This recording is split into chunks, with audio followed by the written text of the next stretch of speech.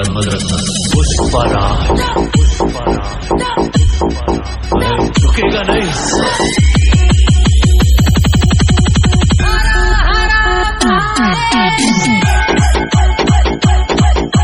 DJ Krishna मछली से बजा, कृष्णा मछली से बजा।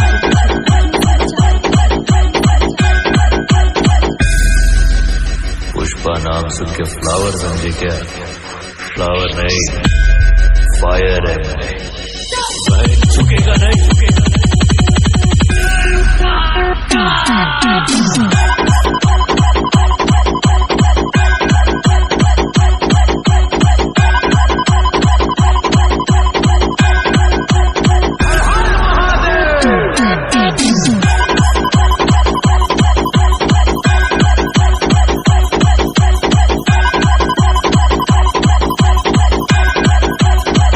बैठकर जाल फेंकना बहुत आसान है। पानी में उतरेगा तो बड़ी मछलियां आ जाएंगी।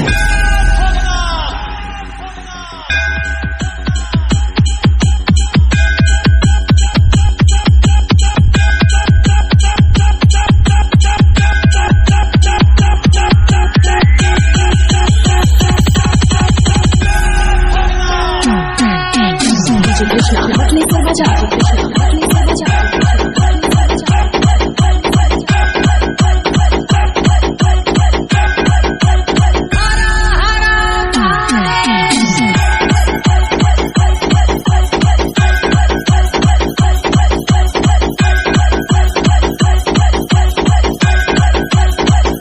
दुनिया ने आपके हाथ में पिस्तौल दी है और मेरे हाथ में कुल्हाड़ी। हम सब अपनी लड़ाई लड़ते हैं। झुकेगा नहीं, झुकेगा नहीं।